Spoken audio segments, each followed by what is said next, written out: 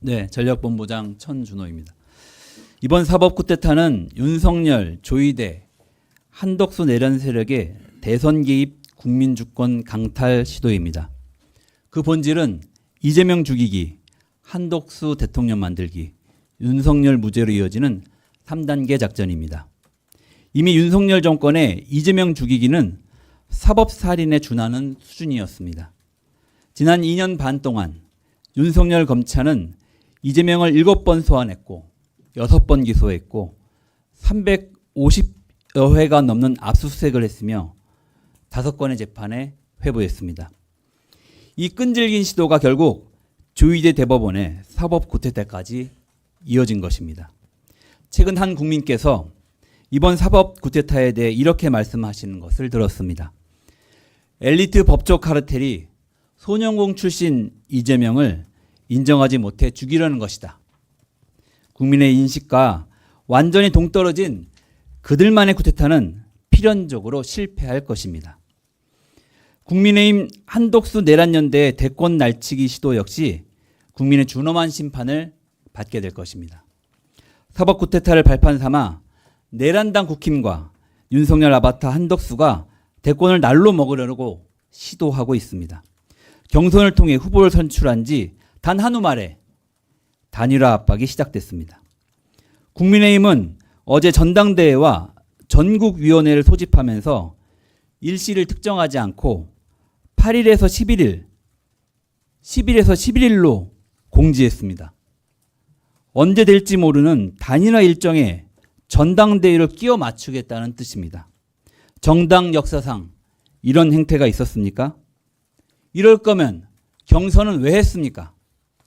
당원 주권과 국민에 대한 철저한 무시입니다. 이런 세력이 재집권한다면 국민 주권 역시 휴지 조각처럼 대할 것이 자명합니다. 5.18 민주화운동을 광주 사태라고 인식하는 한덕수는 어떻습니까? 군사 쿠데타와 위헌적 계엄에 항거해서 민주열세들의 희생을 사태로 폄훼하는 이런 인식 수준이라면 12.3 계엄에 저항하고 민주주의를 지켜낸 오늘의 역사에 대해서도 위대한 국민의 빛의 혁명이 아니라 사태로 인식하는 거 아닙니까?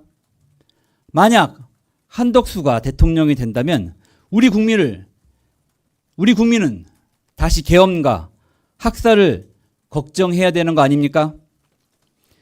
국민의힘과 한덕수의 목적은 분명합니다.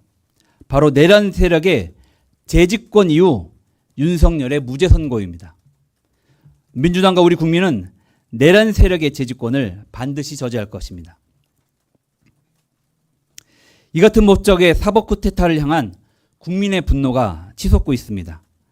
윤석열 대법관들의 6만 페이지 소송 기록 열람 과정 등을 공개를 촉구하는 온라인 서명 운동이 이틀 만에 100만 명을 넘어섰습니다. 법조계, 학계의 비판도 잇따르고 심지어는 법원 내부에서도 현직 법관들의 비판이 공개적으로 제기되고 있습니다. 국힘 결선이 종료된 후에 공표된 여론조사들에서도 이재명 후보와 민주당에 대한 지지도에 흔들림이 없습니다. 정치 고관여층 응답률이 높은 ARS 방식과 저관여층 응답률이 높은 전환 면접 방식 모두 견고합니다.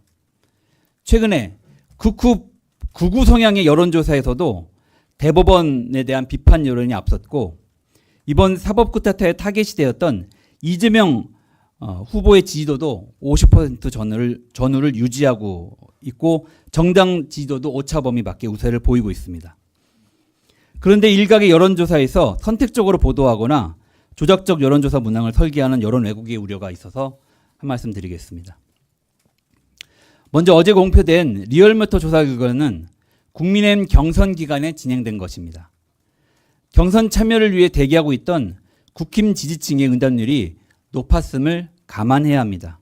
그런 여건에서도 가상 대결에서 이재명 후보 지지도는 김문수 또는 한덕수 지지도에 비해 압도적으로 높았습니다. 대다수 언론에서 이런 점들이 잘 보도되었지만 일부에서는 이 같은 맥락을 무시한 채 정당 지지율 박빙 등의 헤드라인으로 보도되기도 했습니다. 이런 경우 악의적인 의도가 없었다 하더라도 결과적으로 여론을 왜곡하게 될 가능성이 있다는 점을 유념해 주시기를 당부드립니다.